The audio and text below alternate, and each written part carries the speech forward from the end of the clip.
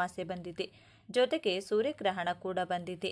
ಇಂತಹ ಶಕ್ತಿಶಾಲಿ ಈ ದಿನ ಯಾರು ಈ ₹1 ಈ ಚಿಕ್ಕ ಪರಿಹಾರ ಮಾಡ್ತಾರೋ ಅವರಿಗೆ ವರ್ಷ ಪೂರ್ತಿ ಹಣ ಅಯಸ್ಕಾಂತದ ಹಾಗೆ ಬರ್ತಾನೆ ಇರುತ್ತೆ. ಜೀವನದಲ್ಲಿ ಸಾಕಷ್ಟು ಕಷ್ಟಗಳನ್ನು ಅನುಭವಿಸುತ್ತಿದ್ರೆ, ನೋವುಗಳಿಂದ ನೊಂದು ಬೆಂದು ಹೋಗಿದ್ರೆ ಈ ಒಂದು ಚಿಕ್ಕ ಪರಿಹಾರವನ್ನು ಮಾಡ್ಕೋಬಹುದು. ಕಷ್ಟ ಅಂದರೆ ಹಣಕಾಸಿನ ಸಮಸ್ಯೆ ಆಗಿರಬಹುದು, ಮತ್ತು ವ್ಯಾಪಾರ ವ್ಯವಹಾರದಲ್ಲಿ ಆಗುವಂಥ ಸಮಸ್ಯೆ ಹಾಗೂ ಆರೋಗ್ಯದ ಸಮಸ್ಯೆನೇ ಆಗಿರಬಹುದು, ಮತ್ತು ಅಕ್ಕಪಕ್ಕದಿಂದ ಆಗುವ ಸಮಸ್ಯೆ, ಇಲ್ಲ ಕುಟುಂಬದಲ್ಲಿರುವ ಸಮಸ್ಯೆ, ಮಕ್ಕಳ ಮಾತು ಕೇಳದೇ ಇರುವಂಥದ್ದು. ಈ ಥರ ನಾನಾ ರೀತಿಯ ಸಮಸ್ಯೆಗಳನ್ನು ನಾವು ಪ್ರತಿನಿತ್ಯ ಅನುಭವಿಸ್ತಾ ಇರ್ತೀವಿ. ಈ ಥರ ಸಮಸ್ಯೆಗಳನ್ನು ಹೇಗೆ ದೂರ ಮಾಡಿಕೊಳ್ಳೋದು, ಈ ರೀತಿ ಸಮಸ್ಯೆಗಳಿಂದ ನಾವು ಯಾವಾಗ ಹೊರಗೆ ಬರೋದು, ಈ ಸಮಸ್ಯೆಗಳಿಗೆ ಪರಿಹಾರನೇ ಇಲ್ವಾ ಅಂತ ಗೊಂದಲದಲ್ಲಿರ್ತೀವಿ. ಜ್ಯೋತಿಷ್ಯ ಶಾಸ್ತ್ರದ ವೈದಿಕ ಶಾಸ್ತ್ರದಲ್ಲಿ ತಿಳಿಸಿರುವಂಥ ಈ ಒಂದು ಪರಿಹಾರವನ್ನು ಮಾಡಿಕೊಂಡಿದ್ದೇ ಆದಲ್ಲಿ ನಿಮ್ಮ ಸಮಸ್ಯೆಗಳು ದಿನದಿಂದ ದಿನಕ್ಕೆ ಕಾಲಕ್ರಮೇಣ ದೂರ ಆಗ್ತಾನೆ ಹೋಗುತ್ತೆ. ಜೊತೆಗೆ ಜೀವನದಲ್ಲಿ ಯಶಸ್ಸನ್ನು ಕಾಣಬಹುದು, ಅಭಿವೃದ್ಧಿಯನ್ನು ಕಾಣಬಹುದು, ಮತ್ತು ಎಲ್ಲ ರೀತಿಯ ಶುಭ ಫಲಗಳು ಸಿಗ್ತಾ ಹೋಗುತ್ತದೆ. ಹಾಗಾಗಿ ಅತ್ಯಂತ ಸುಲಭವಾಗಿ ಈ ದಿನ ಮಾಡುವಂಥ ಪರಿಹಾರ ಇದಾಗಿದೆ. ಇದನ್ನು ಈ ದಿನ ರಾತ್ರಿ ಮಲಗುವ ಮೊದಲು ಈ ಚಿಕ್ಕದಾದ ಸುಲಭವಾದ ಪರಿಹಾರವನ್ನು ಮಾಡ್ಕೋಬೇಕು. ಕೇವಲ ₹1 ಪ್ರತಿಯೊಬ್ಬರೂ ಕೂಡ ಮಾಡ್ಕೊಳ್ಬಹುದು. ಈ ಪರಿಹಾರಕ್ಕೆ ತುಂಬ ಮಹತ್ವವಾದ ಸ್ಥಾನವಿದೆ. ವೈದಿಕ ಶಾಸ್ತ್ರದ ಪ್ರಕಾರ ಜನರು ಈ ತಂತ್ರವನ್ನು ತಿಳ್ಕೊಂಡು ಮಾಡಿ ಸಾಕಷ್ಟು ಜನರು ಪ್ರಯೋಜನವನ್ನು ಪಡೆದುಕೊಂಡು ಪ್ರಗತಿಯನ್ನು ಕಂಡಿದ್ದಾರೆ. ತಲತಲಾಂತರದಿಂದ ಬಂದಿರುವಂಥ ಈ ಒಂದು ತಂತ್ರವನ್ನು ನೀವೇನಾದರೂ ಮಾಡಿದ್ದೇ ಆದರೆ ನಿಮ್ಮ ಅದೃಷ್ಟವೇ ಬದಲಾಗಿ ಕೋಟ್ಯಾಧಿಪತಿಯಾಗಬಹುದು. ಪೂರ್ವಿಕರು ಸಾಕಷ್ಟು ಜನ ಈ ತಂತ್ರವನ್ನು ಮಾಡಿ ಪ್ರಯೋಜನ ಪಡೆದು ಆನಂತರ ಸಿದ್ಧಿಶಾಸ್ತ್ರದಲ್ಲಿ ಈ ತಂತ್ರವನ್ನು ತಿಳಿಸಿಕೊಟ್ಟಿದ್ದಾರೆ. ಈ ತಂತ್ರದಿಂದ ನಿಮ್ಮ ಎಲ್ಲ ಕಷ್ಟಗಳು ದೂರವಾಗುತ್ತೆ. ಮನೆಯಲ್ಲಿ ಲಕ್ಷ್ಮಿ ನೆಲೆಸಬೇಕು, ಮನೆಗೆ ಧನಾಗಮನವಾಗಬೇಕು, ಮನೆಯಲ್ಲಿ ಹಣಕಾಸಿನ ಸಮಸ್ಯೆ ನಿವಾರಣೆಯಾಗಬೇಕು, ಆರೋಗ್ಯ ಸಮಸ್ಯೆ ದೂರವಾಗಬೇಕು ಅಂದರೆ ಈ ತಂತ್ರ ಬಳಸಿ. ಶಕ್ತಿ ಮತ್ತು ಮಹತ್ವವನ್ನು ಹೊಂದಿದೆ. ಇದು ನಿಮಗೆ ಒಂದು ಒಳ್ಳೆಯ ಉಪಯೋಗವನ್ನು ತಂದುಕೊಡುತ್ತೆ. ಈ ತಂತ್ರವನ್ನು ತಿಳಿಯುವುದಕ್ಕಿಂತ ಮೊದಲು ನೀವೇನಾದರೂ ನಮ್ಮ ಚಾನಲ್ನ ಸಬ್ಸ್ಕ್ರೈಬ್ ಮಾಡದೇ ನೋಡ್ತಿದ್ರೆ ಈ ವಿಡಿಯೋಗೆ ಒಂದು ಲೈಕ್ ಕೊಟ್ಟು ನಮ್ಮ ಚಾನಲ್ನ ಸಬ್ಸ್ಕ್ರೈಬ್ ಮಾಡ್ಕೊಳ್ಳಿ. ಮತ್ತು ತಾಯಿ ಲಕ್ಷ್ಮೀ ದೇವಿಯ ಆಶೀರ್ವಾದ ಸದಾ ನಿಮ್ಮ ಮೇಲೆ ಇರಬೇಕು ಅಂತ ಬಯಸಿದರೆ ಓಂ ನಮೋ ಶ್ರೀ ಲಕ್ಷ್ಮೀ ದೇವಿಯೇ ನಮಃ ಅಂತ ಕಮೆಂಟ್ ಮಾಡೋದೇ ಮರಿಬೇಡಿ. ಈ ವಿಡಿಯೋ ಎಲ್ಲರಿಗೂ ತುಂಬ ಉಪಯೋಗವಾಗುತ್ತದೆ. ಸ್ಕಿಪ್ ಮಾಡದೆ ಕೊನೆವರೆಗೂ ನೋಡಿ. ಎಲ್ಲರೂ ಅಂದ್ಕೊಳ್ತಾ ಇರ್ತಾರೆ, ದಿನದಿಂದ ದಿನಕ್ಕೆ ಸಮಸ್ಯೆಗಳು ಜಾಸ್ತಿ ಆಗುತ್ತೆ, ಕಡಿಮೆ ಅಂತೂ ಆಗ್ತಾ ಇಲ್ಲ, ಯಾವುದರಲ್ಲೂ ಅಭಿವೃದ್ಧಿಯನ್ನು ಕಾಣ್ತಿಲ್ಲ, ಹಣಕಾಸಿನ ಸಮಸ್ಯೆ ತುಂಬ ಆಗ್ತಿದೆ, ಮನೆಯಲ್ಲಿ ಯಾರೂ ಮಾತು ಕೇಳ್ತಿಲ್ಲ, ಏನು ಮಾಡೋದು ಅಂತ ಗೊಂದಲದಲ್ಲಿ ಇರುವವರಿಗೋಸ್ಕರ ವೈದಿಕ ಶಾಸ್ತ್ರದಲ್ಲಿ ಈ ಪರಿಹಾರವನ್ನು ತಿಳಿಸಿಕೊಡ್ತಿದ್ದಾರೆ. ಹಾಗಾಗಿ ಈ ಚಿಕ್ಕ ಪರಿಹಾರವನ್ನು ಇಂದು ಮಾತ್ರ ಮಾಡ್ಕೋಬೇಕು. ಈ ದಿನ ಮಾಡುವಂಥ ಈ ಕಾರ್ಯ ಅತ್ಯಂತ ಶುಭ ಫಲ ನೀಡುತ್ತದೆ. ಈ ದಿನ ಈ ತಂತ್ರವನ್ನು ಮಾಡಿದರೆ ಖಂಡಿತವಾಗಿಯೂ ನೀವು ಆಶ್ಚರ್ಯ ಪಡ್ತೀರಾ. ಈ ಒಂದು ತಂತ್ರ ನಿಮಗೆ ಬಹಳ ಯಶಸ್ಸನ್ನು ತಂದು ಕೊಡುತ್ತೆ. ವೈದಿಕ ಶಾಸ್ತ್ರದ ಪ್ರಕಾರ ಇವರೇ ಮಾಡಬೇಕು ಅಂತ ಏನಿಲ್ಲ. ಹೆಣ್ಣು ಮಕ್ಕಳು ಮಾಡಬಹುದು, ಗಂಡು ಮಕ್ಕಳು ಮಾಡಬಹುದು, ಪ್ರತಿಯೊಬ್ಬರೂ ಕೂಡ ಮಾಡಬಹುದು. ಮನೆಯಲ್ಲಿ ಹೆಣ್ಣು ಮಕ್ಕಳು ಗಂಡನಿಂದ ಗೌರವ ಕೊಡದೇ ಇರಬಹುದು, ಮತ್ತು ಗಂಡ ಕಿಂಚಿತ್ತು ಮರೆಯದೆ ಕೊಡದೇ ಇರಬಹುದು. ಪ್ರತಿದಿನ ಕಲಹ ಇರುವಂಥ ಸಮಸ್ಯೆ ಕೂಡ ಇರುತ್ತದೆ. ಅಥವಾ ಗಂಡ ಕುಡಿತಿದ್ರೆ, ಕೆಟ್ಟ ಚಟಕ್ಕೆ ದಾಸನಾಗಿದ್ರೆ, ಮನೆಗೆ ಸರಿಯಾಗಿ ಬರುವುದಿಲ್ಲ, ಮನೆಯಲ್ಲಿ ಹೇಳುವುದು ಕೇಳಲ್ಲ, ಸರಿಯಾದ ರೀತಿ ನಮ್ಮ ಜೊತೆ ನಡೆದುಕೊಳ್ಳೋದಿಲ್ಲ, ಯಾವಾಗಲೂ ಮನೆಯಲ್ಲಿ ಗಲಾಟೆಗಳಾಗ್ತಾ ಇರುತ್ತೆ ಅಂದರೆ ಕೂಡ ಈ ಪರಿಹಾರವನ್ನು ಮಾಡಿಕೊಳ್ಬಹುದು. ಅಥವಾ ಅತ್ತೆ ಮಾವನಿಂದ ಕಾಟ ಆಗ್ತಾ ಇದೆ, ಅತ್ತೆಗೆ ಮೈದುನರಿಂದ ಕಾಟವನ್ನು ಅನುಭವಿಸುತ್ತಿದ್ರೆ, ಮನೆಯಲ್ಲಿ ಕಿರಿಕಿರಿ ಆಗ್ತಾ ಇದ್ರೆ, ದಾಯಾದಿ ಕಲಹಗಳು ಆಗ್ತಾ ಇದ್ರೆ, ವ್ಯಾಪಾರ ವ್ಯವಹಾರದಲ್ಲಿ ಕೂಡ ಪ್ರಗತಿ ಸರಿ ಇಲ್ಲದೆ ಇರೋದು, ಆಸ್ತಿ ವಿಚಾರಗಳಲ್ಲಿ ಗೊಂದಲಗಳಾಗ್ತಾ ಇರೋದು, ಕೋರ್ಟು ಕಚೇರಿ ಅಂತ ಅಲಿತಾ ಇದ್ದೀರಾ ಅಂದರೂ ಕೂಡ ಈ ಪರಿಹಾರವನ್ನು ಮಾಡಿಕೊಳ್ಬಹುದು. ಈ ಪರಿಹಾರವನ್ನು ಒಂದು ಸಂಕಲ್ಪದ ರೀತಿ ಮಾಡಿಕೊಳ್ಬೇಕಾಗುತ್ತೆ. ಮತ್ತು ನೀವು ನಿಮ್ಮ ಕೆಲಸಗಳನ್ನು ಮುಗಿಸಿ ಇನ್ನೇನು ಮಲಗ್ತಾ ಇದ್ದೀರಾ ಅನ್ನುವಾಗ ನೀವು ಈ ಪರಿಹಾರ ಮಾಡಿಕೊಳ್ಳಿ. ಇದನ್ನು ಹಗಲು ಹೊತ್ತು ಮಾಡುವುದಲ್ಲ, ಈ ತಂತ್ರವನ್ನು ರಾತ್ರಿ ಸಮಯದಲ್ಲೇ ಮಾಡಬೇಕು. ಈ ರಾತ್ರಿ ಸಮಯದಲ್ಲಿ ಮಾಡುವಂಥ ಪರಿಹಾರಗಳು ನಮಗೆ ಸಾಕಷ್ಟು ಫಲಗಳನ್ನು ಕೊಡುತ್ತೆ. ಹಾಗೆಯೇ ಮನೆಯಲ್ಲಿರುವ ನಕಾರಾತ್ಮಕ ಶಕ್ತಿ ಮತ್ತು ದುಷ್ಟ ಶಕ್ತಿಯನ್ನು ಹೊರಹಾಕುತ್ತದೆ. ಮನೆಯಲ್ಲಿ ಪಾಸಿಟಿವ್ ನೆಲೆಸುತ್ತದೆ ಹಾಗೂ ನಿಮ್ಮ ಕಷ್ಟಗಳು ಕೂಡ ದೂರವಾಗುತ್ತದೆ. ಹಾಗಾಗಿ ರಾತ್ರಿ ಸಮಯದಲ್ಲಿ ಒಂದು ಪ್ರಶಾಂತತೆಯಿಂದ ಈ ಒಂದು ರೂಪಾಯಿ ಕಾಯಿನ್ನಿಂದ ನೀವು ಸಂಕಲ್ಪ ಮಾಡಿದ್ದೇ ಆದಲ್ಲಿ ನಿಮ್ಮ ಎಲ್ಲ ಸಮಸ್ಯೆಗಳು ಕೂಡ ದೂರವಾಗುತ್ತೆ ಎಂದು ಈ ಪರಿಹಾರವನ್ನು ತಿಳಿಸಿಕೊಡಲಾಗಿದೆ. ಮುಖ್ಯವಾಗಿ ನೀವು ಮಾಡಬೇಕಾಗಿರೋದು ಇಷ್ಟೇನೆ. ನೀವು ಈ ಸಂಕಲ್ಪ ಮಾಡಿಬಿಟ್ಟು ಊಟ ಮಾಡ್ತೀನಿ, ಸಂಕಲ್ಪ ಮಾಡಿಬಿಟ್ಟು ವಾಕಿಂಗ್ ಹೋಗಿ ಬರ್ತೀನಿ ಅಂತ ಹೇಳಬೇಡಿ. ಇನ್ನೇನು ಮಲಗ್ತಾ ಇದ್ದೀರಾ ಅನ್ನುವಾಗ ಈ ಒಂದು ಪರಿಹಾರ ಮಾಡಿಕೊಳ್ಳಿ. ಮಂಚದ ಕೆಳಗೆ ಈ ಪರಿಹಾರವನ್ನು ಮಾಡಿಡಬಹುದು, ಇಲ್ಲಾಂದರೆ ತಲೆಯ ದಿಂಬಿನ ಮೇಲೆ ಈ ಪರಿಹಾರವನ್ನು ಮಾಡಿಕೊಳ್ಬಹುದು. ಆದರೆ ಯಾವುದೇ ಕಾರಣಕ್ಕೂ ಬೀಳಿಸುವಂಥದ್ದು ಚೆಲ್ಲುವಂಥದ್ದು ಮಾಡುವ ಹಾಗಿಲ್ಲ.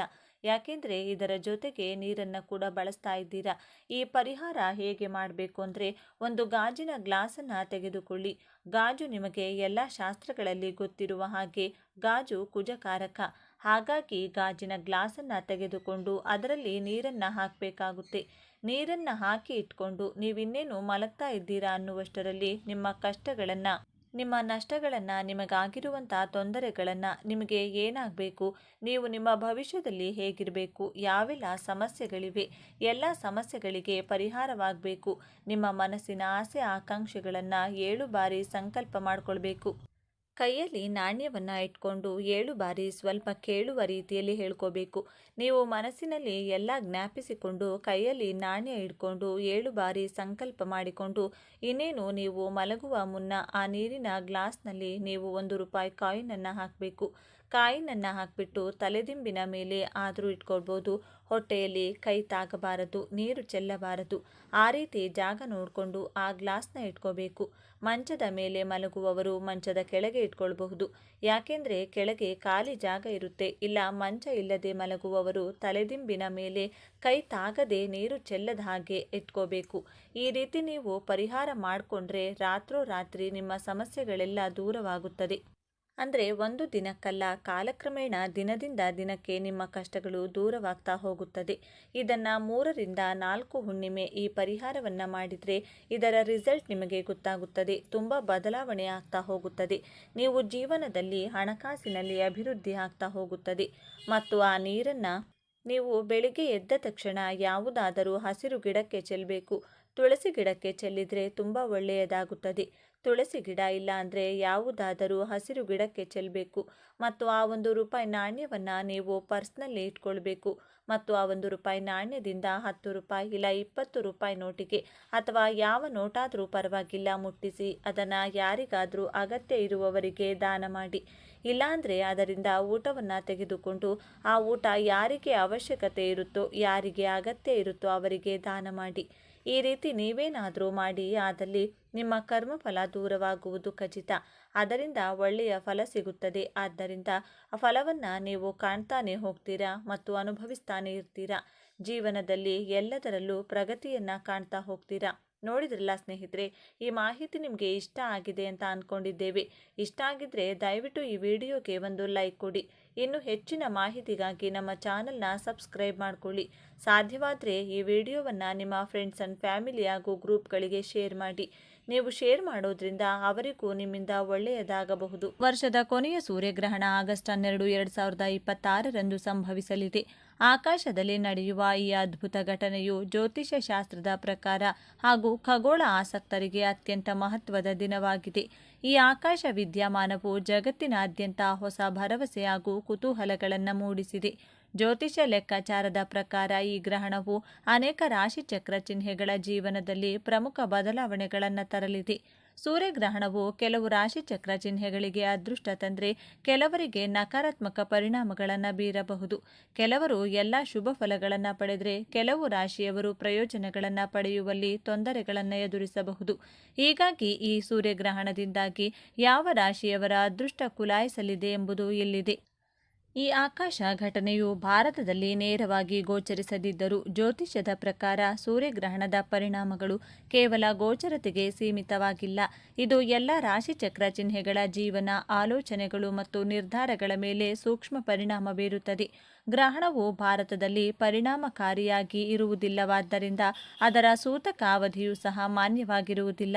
ಆದರೆ ಸೂರ್ಯಗ್ರಹಣವನ್ನು ಬದಲಾವಣೆಯ ಸಂಕೇತ ಮತ್ತು ಹೊಸ ಚಕ್ರದ ಆರಂಭವೆಂದು ಪರಿಗಣಿಸಲಾಗುತ್ತದೆ.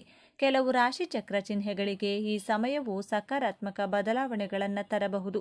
ಸ್ಥಗಿತಗೊಂಡ ಕೆಲಸವು ವೇಗವನ್ನು ಪಡೆಯುತ್ತದೆ ಮತ್ತು ಆತ್ಮವಿಶ್ವಾಸದಲ್ಲಿ ಉತ್ತೇಜನವನ್ನು ನೀಡುತ್ತದೆ. ಈ ಗ್ರಹಣವು ಕೆಲವರಿಗೆ ಪ್ರಯೋಜನಕಾರಿ ಎಂದು ಸಾಬೀತುಪಡಿಸಬಹುದು. ವಿಶೇಷವಾಗಿ ವೃತ್ತಿ, ಹಣಕಾಸು ಮತ್ತು ಭವಿಷ್ಯಕ್ಕೆ ಸಂಬಂಧಿಸಿದ ನಿರ್ಧಾರಗಳಿಗೆ ಬಂದಾಗ ಈ ಸೂರ್ಯಗ್ರಹಣವು ಯಾವ ರಾಶಿಚಕ್ರ ಚಿಹ್ನೆಗಳಿಗೆ ಶುಭ ಚಿಹ್ನೆಗಳನ್ನು ತರುತ್ತದೆ ಎಂಬುದನ್ನು ತಿಳಿಯೋಣ. ಅದಕ್ಕೂ ಮುನ್ನ ನೀವಿನ್ನು ಚಾನಲ್ಗೆ ಸಬ್ಸ್ಕ್ರೈಬ್ ಆಗಿಲ್ಲ ಅಂದರೆ ಈಗಲೇ ಸಬ್ಸ್ಕ್ರೈಬ್ ಆಗಿ, ಹಾಗೆ ವಿಡಿಯೋಗೆ ಲೈಕ್ ಮಾಡಿ, ವಿಡಿಯೋ ಸ್ಕಿಪ್ ಮಾಡದೆ ಕೊನೆ ತನಕ ನೋಡಿ. ಎಲ್ಲರೂ ಭಕ್ತಿಯಿಂದ ಓಂ ನಮಃ ಶಿವಾಯ ಅಂತ ಕಮೆಂಟ್ ಮಾಡಿ. ಮೇಷರಾಶಿಗೆ ಒಲಿಯುವ ಭಾರೀ ಧನಲಾಭ. ಭಾರತದಲ್ಲಿ ಗ್ರಹಣ ಕಾಣಿಸದಿದ್ದರೂ ಜ್ಯೋತಿಷ್ಯ ಶಾಸ್ತ್ರದ ಪ್ರಕಾರ ಈ ಸೂರ್ಯಗ್ರಹಣವು ಮೇಷರಾಶಿಯವರಿಗೆ ತುಂಬ ಅನುಕೂಲಕರವಾಗಿದೆ. ಈ ಸಮಯದಲ್ಲಿ ಮೇಷರಾಶಿಯವರ ಹಿಂದೆ ಮಾಡಿದ ಹಳೆಯ ಹೂಡಿಕೆಗಳಿಂದ ಭಾರೀ ಲಾಭವನ್ನು ಪಡೆಯಲಿದ್ದಾರೆ. ಉದ್ಯೋಗಿಗಳಿಗೆ ಕೆಲಸದ ಸ್ಥಳದಲ್ಲಿ ಬಡ್ತಿ ಸಿಗುವ ಸ್ಪಷ್ಟ ಸಾಧ್ಯತೆಗಳಿವೆ. ಇನ್ನು ಉದ್ಯಮಿಗಳಿಗೆ ಹೊಸ ಯೋಜನೆಗಳು ಕೈಸೇರಲಿದ್ದು ಸಮಾಜದಲ್ಲಿ ಅವರ ಗೌರವ ಮತ್ತು ಪ್ರತಿಷ್ಠೆ ಗಣನೀಯವಾಗಿ ಹೆಚ್ಚಾಗಲಿದೆ. ಸಿಂಹರಾಶಿಗೆ ಸಿಗಲಿದೆ ಅಸಾಧಾರಣ ಶಕ್ತಿ ಮತ್ತು ಅವಕಾಶಗಳು. ಸಿಂಹರಾಶಿಯವರಿಗೆ ಸೂರ್ಯನು ಅಧಿಪತಿಯಾಗಿರುವುದರಿಂದ ಈ ಗ್ರಹಣವು ಅವರಿಗೆ ಅಸಾಧಾರಣ ಶಕ್ತಿ ಮತ್ತು ಹೊಸ ಅವಕಾಶಗಳನ್ನು ತಂದುಕೊಡಲಿದೆ. ದೀರ್ಘಕಾಲದಿಂದ ನೆನೆಗುದಿಗೆ ಬಿದ್ದಿದ್ದ ಆಸ್ತಿ ಸಂಬಂಧಿತ ವಿವಾದಗಳು ಈ ಅವಧಿಯಲ್ಲಿ ಸಂಪೂರ್ಣವಾಗಿ ಬಗೆಹರಿಯಲಿವೆ. ಆರ್ಥಿಕ ತೊಂದರೆಗಳಿಂದ ಬಳಲುತ್ತಿದ್ದವರಿಗೆ ಉತ್ತಮ ಪರಿಹಾರ ದೊರೆಯಲಿದ್ದು ನಿರುದ್ಯೋಗಿಗಳಿಗೆ ಅವರು ಬಯಸಿದ ಕನಸಿನ ಕೆಲಸ ಸಿಗುವ ಸಾಧ್ಯತೆ ಹೆಚ್ಚಾಗಿದೆ. ಧನುರಾಶಿಯವರಿಗೆ ಶುಭಯೋಗ ಮತ್ತು ಸುಖ ಸಂತೋಷ. ಈ ಸೂರ್ಯಗ್ರಹಣದ ಸಮಯವು ಧನುರಾಶಿಯವರಿಗೂ ಸಹ ಅತ್ಯಂತ ಶುಭ ತರಲಿದೆ. ಈ ಸಮಯದಲ್ಲಿ ಅವರಿಗೆ ಆಧ್ಯಾತ್ಮಿಕ ಚಟುವಟಿಕೆಗಳಲ್ಲಿ ಆಸಕ್ತಿ ಹೆಚ್ಚಾಗಲಿದೆ. ವಿದೇಶ ಪ್ರಯಾಣ ಮಾಡುವ ಬಯಕೆ ಹೊಂದಿದ್ದವರ ಕನಸು ಈ ಸಮಯದಲ್ಲಿ ನನಸಾಗಲಿದೆ. ಅಲ್ಲದೆ ಕುಟುಂಬದಲ್ಲಿ ವಿವಿಧ ಮಂಗಳಕರ ಶುಭ ಘಟನೆಗಳು ಜರುಗಲಿದ್ದು ಆರೋಗ್ಯದಲ್ಲಿ ಉತ್ತಮ ಸುಧಾರಣೆ ಕಂಡುಬರಲಿದೆ. ಕರ್ಕಟಕ ರಾಶಿಯವರಿಗೆ ಈ ಸೂರ್ಯಗ್ರಹಣವು ಅನಿರೀಕ್ಷಿತ ಅವಕಾಶಗಳನ್ನು ಸೂಚಿಸುತ್ತದೆ. ಗ್ರಹಣಗಳ ಜೋಡಣೆಯು ನಿಮಗೆ ಅನುಕೂಲಕರವಾಗಿರುತ್ತದೆ. ಇದು ಆದಾಯದಲ್ಲಿ ಹೆಚ್ಚಳವನ್ನು ಸೂಚಿಸುತ್ತದೆ. ಹಠಾತ್ ಆರ್ಥಿಕ ಲಾಭಗಳು ಸಹ ಸಾಧ್ಯ. ಈ ಅವಧಿಯಲ್ಲಿ ಆದಾಯ ಹೆಚ್ಚಾಗುವ ಸಾಧ್ಯತೆ ಇರಬಹುದು ಮತ್ತು ಅನಿರೀಕ್ಷಿತ ಮೂಲದಿಂದ ಆರ್ಥಿಕ ಲಾಭವೂ ಸಾಧ್ಯ. ನಿಮ್ಮ ವೃತ್ತಿ ಅಥವಾ ವ್ಯವಹಾರದಲ್ಲಿ ಹೊಸ ಆರಂಭವನ್ನು ಮಾಡಲು ನಿಮಗೆ ಅವಕಾಶವಿರಬಹುದು. ಅದು ಭವಿಷ್ಯದಲ್ಲಿ ಪ್ರಯೋಜನಕಾರಿ ಎಂದು ಸಾಬೀತುಪಡಿಸುತ್ತದೆ. ಆಸ್ತಿ ಅಥವಾ ವಾಹನಕ್ಕೆ ಸಂಬಂಧಿಸಿದ ನಿರ್ಧಾರವು ನಿಮ್ಮ ಪರವಾಗಿ ಕೆಲಸ ಮಾಡಬಹುದು. ಕೆಲವರು ಪ್ರಯಾಣದ ಅವಕಾಶಗಳನ್ನು ಸಹ ಕಂಡುಕೊಳ್ಳಬಹುದು. ವಿಶೇಷವಾಗಿ ವಿದೇಶದಲ್ಲಿ ಇದು ಭವಿಷ್ಯಕ್ಕಾಗಿ ಹೊಸ ಮಾರ್ಗಗಳನ್ನು ತೆರೆಯುತ್ತದೆ. ಉದ್ಯೋಗಿಗಳಿಗೆ ಹೊಸ ಅವಕಾಶಗಳು ಸಿಗಬಹುದು, ಆದರೆ ವ್ಯವಹಾರದಲ್ಲಿ ತೊಡಗಿರುವವರಿಗೆ ಉತ್ತಮ ಲಾಭ ಸಿಗುತ್ತದೆ. ವಾಹನ ಅಥವಾ ಮನೆ ಖರೀದಿಸುವ ಸಾಧ್ಯತೆಗಳಿವೆ. ಮಿಥುನ ರಾಶಿ. ಈ ಸೂರ್ಯಗ್ರಹಣವು ಮಿಥುನ ರಾಶಿಯವರಿಗೆ ಆರ್ಥಿಕ ಪರಿಹಾರ ಮತ್ತು ಸ್ಥಿರತೆಯನ್ನು ತರಬಹುದು. ಹಣಕಾಸಿನ ವಿಷಯಗಳಲ್ಲಿ ಸಕಾರಾತ್ಮಕ ಬದಲಾವಣೆಗಳು ಕಂಡುಬರುತ್ತವೆ ಮತ್ತು ವೆಚ್ಚಗಳ ಬಗ್ಗೆ ಚಿಂತೆಗಳು ಕಡಿಮೆಯಾಗಬಹುದು. ಸ್ಥಗಿತಗೊಂಡ ಕಾರ್ಯಗಳು ಮತ್ತೆ ವೇಗವನ್ನು ಪಡೆದುಕೊಳ್ಳುತ್ತವೆ ಮತ್ತು ಒಂದೇ ಪ್ರಯತ್ನದಿಂದ ಗಮನಾರ್ಹ ಯಶಸ್ಸನ್ನು ಸೂಚಿಸಲಾಗುತ್ತದೆ. ನಿಮ್ಮ ಕುಟುಂಬದ ಬೆಂಬಲ ಮತ್ತು ಮಾರ್ಗದರ್ಶನ, ವಿಶೇಷವಾಗಿ ನಿಮ್ಮ ಪೋಷಕರ ಬೆಂಬಲ ಈ ಸಮಯದಲ್ಲಿ ಬೆಂಬಲವಾಗಿರುತ್ತದೆ. ಒಟ್ಟಾರೆಯಾಗಿ ಈ ಗ್ರಹಣವು ನಿಮ್ಮ ಆತ್ಮವಿಶ್ವಾಸವನ್ನು ಹೆಚ್ಚಿಸುತ್ತದೆ. ತುಲಾರಾಶಿ. ಸೂರ್ಯಗ್ರಹಣವು ತುಲಾರಾಶಿಯವರಿಗೆ ಅತ್ಯಂತ ಶುಭಕರವೆಂದು ಸಾಬೀತುಪಡಿಸುತ್ತದೆ. ಈ ಸಮಯದಲ್ಲಿ ನಿಮ್ಮ ಆರ್ಥಿಕ ಪರಿಸ್ಥಿತಿ ಬಲಗೊಳ್ಳುತ್ತದೆ ಮತ್ತು ಹೊಸ ಆದಾಯದ ಮೂಲಗಳು ಹೊರಹೊಮ್ಮಬಹುದು. ದೀರ್ಘಕಾಲದಿಂದ ಬಾಕಿ ಇರುವ ಕೆಲಸಗಳು ಪೂರ್ಣಗೊಳ್ಳಲು ಪ್ರಾರಂಭವಾಗುತ್ತದೆ. ಕೆಲವು ಪ್ರಮುಖ ಪ್ರಯತ್ನಗಳಲ್ಲಿ ಗಮನಾರ್ಹ ಯಶಸ್ಸನ್ನು ಸಾಧಿಸುವ ಸಾಧ್ಯತೆಗಳಿವೆ. ನಿಮ್ಮ ಕುಟುಂಬದ, ವಿಶೇಷವಾಗಿ ನಿಮ್ಮ ಪೋಷಕರ ಬೆಂಬಲವು ನಿಮ್ಮ ಆತ್ಮವಿಶ್ವಾಸವನ್ನು ಮತ್ತಷ್ಟು ಹೆಚ್ಚಿಸುತ್ತದೆ. ಆದರೆ ಬ್ಯಾಂಕ್ ಠೇವಣಿಗಳನ್ನು ಖರ್ಚು ಮಾಡುವ ಸಾಧ್ಯತೆ ಇದೆ. ವಿದೇಶಿ ಪ್ರಯಾಣ ಅಥವಾ ಅನಾರೋಗ್ಯ ಇತ್ಯಾದಿಗಳಿಗೆ ಹಣವನ್ನು ಖರ್ಚು ಮಾಡಬಹುದು. ಪರಿಸ್ಥಿತಿಗಳು ಅನುಕೂಲಕರವಾಗಿದ್ದರೆ ವಿವಾದದಲ್ಲಿ ಸಿಲುಕಿರುವ ಆಸ್ತಿಯನ್ನು ಮರಳಿ ಪಡೆಯುವ ಸಾಧ್ಯತೆ ಇದೆ. ಆದಾಯದ ಮೂಲಗಳು ಇದ್ದಕ್ಕಿದ್ದಂತೆ ಹೆಚ್ಚಾಗಬಹುದು. ವೃಷಭ ಮತ್ತು ವೃಶ್ಚಿಕ ರಾಶಿಯವರು ವಹಿಸಬೇಕಾದ ಮುನ್ನೆಚ್ಚರಿಕೆಗಳು. ಕೆಲವು ರಾಶಿಚಕ್ರ ಚಿಹ್ನೆಗಳು ಅದೃಷ್ಟಶಾಲಿಯಾಗಿದ್ದರೂ ವೃಷಭ ಮತ್ತು ವೃಶ್ಚಿಕ ರಾಶಿಯವರು ಈ ಸಮಯದಲ್ಲಿ ಸ್ವಲ್ಪ ಜಾಗರೂಕರಾಗಿರಬೇಕು. ಈ ಗ್ರಹಣದ ಅವಧಿಯಲ್ಲಿ ಯಾವುದೇ ರೀತಿಯ ದೊಡ್ಡ ಹೂಡಿಕೆಗಳನ್ನು ಮಾಡುವುದು ಅಥವಾ ಯಾರಿಂದಲಾದರೂ ಸಾಲ ತೆಗೆದುಕೊಳ್ಳುವುದು ಸೂಕ್ತವಲ್ಲ.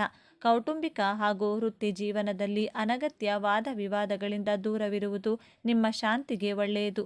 ಗ್ರಹಣ ಎಲ್ಲೆಲ್ಲಿ ಗೋಚರಿಸುತ್ತದೆ? ಈ ಖಗೋಳ ವಿದ್ಯಮಾನವು ಪ್ರಮುಖವಾಗಿ ಆರ್ಕ್ಟಿಕ್, ಗ್ರೀನ್ಲ್ಯಾಂಡ್, ಐಸ್ಲ್ಯಾಂಡ್, ಸ್ಪೇನ್ ಮತ್ತು ಅಟ್ಲಾಂಟಿಕ್ ಮಹಾಸಾಗರದ ವಿಶಾಲ ಭಾಗಗಳಲ್ಲಿ ಸ್ಪಷ್ಟವಾಗಿ ಗೋಚರಿಸುತ್ತದೆ. ಈ ಪ್ರದೇಶಗಳಲ್ಲಿ ಇರುವ ಜನರು ಪೂರ್ಣ ಸೂರ್ಯಗ್ರಹಣದ ಅದ್ಭುತ ದೃಶ್ಯವನ್ನು ಕಣ್ತುಂಬಿಕೊಳ್ಳಬಹುದು. ಭಾರತದಲ್ಲಿ ಗ್ರಹಣ ಗೋಚರಿಸುತ್ತದೆಯೇ ಮತ್ತು ಸೂತಕ ನಿಯಮಗಳು ಅನ್ವಯಿಸುತ್ತವೆಯೇ? ಆದಾಗ್ಯೂ ಈ ಅದ್ಭುತ ಆಕಾಶ ವಿದ್ಯಮಾನವು ಭಾರತದಲ್ಲಿ ಗೋಚರಿಸುವುದಿಲ್ಲ. ಇದಕ್ಕೆ ಮುಖ್ಯ ಕಾರಣವೆಂದರೆ ಗ್ರಹಣ ನಡೆಯುವ ಸಮಯದಲ್ಲಿ ಭಾರತದಲ್ಲಿ ರಾತ್ರಿಯ ಸಮಯವಾಗಿರುತ್ತದೆ ಮತ್ತು ಸೂರ್ಯನು ದಿಗಂತದ ಕೆಳಗಿರುತ್ತಾನೆ.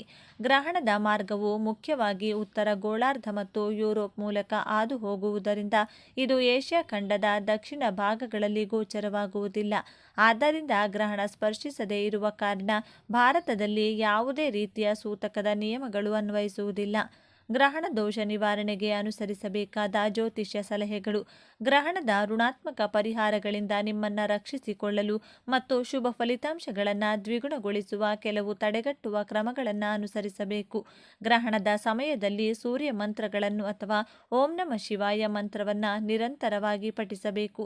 ಗ್ರಹಣ ಮುಗಿದ ನಂತರ ಪವಿತ್ರ ನೀರಿನಿಂದ ಸ್ನಾನ ಮಾಡಿ ಶ್ರೀ ಮಹಾವಿಷ್ಣು ಅಥವಾ ಶಿವನನ್ನು ಪೂಜಿಸಬೇಕು. ಬಡವರಿಗೆ ಗೋಧಿ, ಬೆಲ್ಲ, ಕೆಂಪು ಬಟ್ಟೆ ಅಥವಾ ತಾಮ್ರದ ಪಾತ್ರೆಗಳನ್ನು ದಾನ ಮಾಡುವುದರಿಂದ ಸೂರ್ಯಗ್ರಹಣದ ದೋಷಗಳು ಸಂಪೂರ್ಣವಾಗಿ ದೂರವಾಗುತ್ತವೆ. 2026ರ ಸೂರ್ಯಗ್ರಹಣದ ದಿನ ನಾವು ಏನು ಮಾಡಬಾರದು? ಸೂರ್ಯಗ್ರಹಣದ ಸಮಯದಲ್ಲಿ ದೇವರ ವಿಗ್ರಹಗಳನ್ನು, ಫೋಟೋಗಳನ್ನು ಸ್ಪರ್ಶಿಸಬಾರದು. ಸೂರ್ಯಗ್ರಹಣದ ಸಮಯದಲ್ಲಿ ಆಹಾರವನ್ನು ಬೇಯಿಸುವುದು, ತಿನ್ನುವುದು ಶುಭವಲ್ಲ. ಆದರೆ ಮಕ್ಕಳು, ರೋಗಿಗಳು, ವೃದ್ಧರು ಆಹಾರವನ್ನು ಸೇವಿಸಬಹುದು. ಸೂರ್ಯಗ್ರಹಣದ ಸಮಯದಲ್ಲಿ ದೈಹಿಕ ಸಂಬಂಧ ಹೊಂದುವುದನ್ನು ತಪ್ಪಿಸಬೇಕು. ಸೂರ್ಯಗ್ರಹಣದ ಸಮಯದಲ್ಲಿ ದೇಹಕ್ಕೆ ಎಣ್ಣೆಯನ್ನು ಹಚ್ಚಿಕೊಳ್ಳಬಾರದು. ಸೂರ್ಯಗ್ರಹಣದ ಸಮಯದಲ್ಲಿ ಚಾಕು, ಕತ್ತರಿ, ಸೂಜಿ ಮತ್ತು ದಾರಕ್ಕೆ ಸಂಬಂಧಿಸಿದ ಯಾವುದೇ ಕೆಲಸವನ್ನು ಮಾಡಬಾರದು. ವಿಶೇಷವಾಗಿ ಗರ್ಭಿಣಿಯರು ಇದರ ಬಗ್ಗೆ ವಿಶೇಷ ಕಾಳಜಿ ವಹಿಸಬೇಕು. ಸೂರ್ಯಗ್ರಹಣದ ವೇಳೆ ಉಗುರು ಮತ್ತು ಕೂದಲುಗಳನ್ನು ಕತ್ತರಿಸುವಂಥ ತಪ್ಪನ್ನು ಎಂದಿಗೂ ಮಾಡಲು ಹೋಗಬಾರದು. 2026ರ ಸೂರ್ಯಗ್ರಹಣದ ದಿನ ನಾವು ಏನು ಮಾಡಬೇಕು? ಗ್ರಹಣದ ಸೂತಕ ಕಾಲ ಆರಂಭವಾಗುವ ಮುನ್ನ ನಾವು ಬಳಸುವ ನೀರಿನಲ್ಲಿ, ಆಹಾರ ಪದಾರ್ಥಗಳಲ್ಲಿ ಅಥವಾ ಇನ್ಯಾವುದೇ ದ್ರವರೂಪದ ವಸ್ತುಗಳ ಮೇಲೆ ಅಥವಾ ಅದರಲ್ಲಿ ಗರಿಕೆ ಅಥವಾ ತುಳಸಿ ಎಲೆಗಳನ್ನು ಹಾಕಿಡಿ. ಗ್ರಹಣದ ಸಮಯದಲ್ಲಿ ದೇವರ ವಿಗ್ರಹಗಳನ್ನು ಸ್ಪರ್ಶಿಸುವುದು ತಪ್ಪಾದರೂ ನಾವು ಈ ಸಮಯದಲ್ಲಿ ಧಾರ್ಮಿಕ ಗ್ರಂಥಗಳನ್ನು ಅಥವಾ ಪುಸ್ತಕಗಳನ್ನು ಓದಬಹುದು ಅಥವಾ ಪಠಿಸಬಹುದು. ಸೂರ್ಯಗ್ರಹಣದ ಸಮಯದಲ್ಲಿ ನಾವು ಮಂತ್ರವನ್ನು ಪಠಿಸಬೇಕು. ಇದರಿಂದ ಗ್ರಹಣದ ಕೆಟ್ಟ ಪರಿಣಾಮ ನಮ್ಮ ಮೇಲೆ ಉಂಟಾಗುವುದಿಲ್ಲ. ಸೂರ್ಯಗ್ರಹಣ ಮುಗಿದ ನಂತರ ಮತ್ತೆ ಸ್ನಾನ ಮಾಡಬೇಕು. ಸೂರ್ಯಗ್ರಹಣದ ಸಮಯದಲ್ಲಿ ತರ್ಪಣ, ಶ್ರಾದ್ದ, ಜಪ, ಹವನ, ದಾನ ಇತ್ಯಾದಿ ಧಾರ್ಮಿಕ ಕಾರ್ಯಗಳನ್ನು ಮಾಡಬಹುದು. ಗ್ರಹಣ ಮುಗಿದ ನಂತರ ದೇವರ ಪೂಜೆ ಮಾಡಿ ಮತ್ತು ದಾನ ಮಾಡಿ. ಸ್ನಾನ ಮಾಡಿದ ನಂತರ ದೇವರ ಕೋಣೆಯನ್ನು ಶುದ್ಧೀಕರಿಸಬೇಕು. ಸೂರ್ಯಗ್ರಹಣದ ಸಮಯದಲ್ಲಿ ನಾವು ಯಾವುದೇ ಕೆಲಸವನ್ನು ಮಾಡಬೇಕಾದರೂ ಅದರ ಬಗ್ಗೆ ಸರಿಯಾಗಿ ತಿಳಿದುಕೊಂಡು ಮಾಡುವುದು ತುಂಬಾನೇ ಉತ್ತಮ. ಗ್ರಹಣದ ಸಮಯದಲ್ಲಿ ನಿಷಿದ್ಧ ಕೆಲಸಗಳನ್ನು ಮಾಡೋದ್ರಿಂದ ಅಶುಭ ಫಲಗಳನ್ನು ಎದುರಿಸಬೇಕಾಗುತ್ತದೆ. ಹಾಗಾಗಿ ಸೂರ್ಯಗ್ರಹಣದ ಸಮಯದಲ್ಲಿ ನಾವು ಯಾವ ಕೆಲಸ ಮಾಡಬೇಕು, ಯಾವ ಕೆಲಸ ಮಾಡಬಾರ್ದು ಎಂಬುದನ್ನು ಸರಿಯಾಗಿ ತಿಳಿದುಕೊಂಡಿರಬೇಕು. ಈ ಮಾಹಿತಿ ನಿಮಗೆ ಇಷ್ಟ ಆದರೆ ತಪ್ಪದೆ ಈ ವಿಡಿಯೋವನ್ನು ಲೈಕ್ ಮಾಡಿ, ನಿಮ್ಮ ಇಷ್ಟ ದೇವರ ಹೆಸರನ್ನು ಬರೆದು ಈ ವಿಡಿಯೋವನ್ನು ಪ್ರತಿಯೊಬ್ಬರಿಗೂ ಕೂಡ ಶೇರ್ ಮಾಡಿ. ಎಲ್ಲರೂ ಭಕ್ತಿಯಿಂದ ಓಂ ಶ್ರೀ ಮಹಾಲಕ್ಷ್ಮಿ ನಮಃ ಅಂತ ಕಮೆಂಟ್ ಮಾಡಿ. ಧನ್ಯವಾದಗಳು ಸ್ನೇಹಿತರೆ.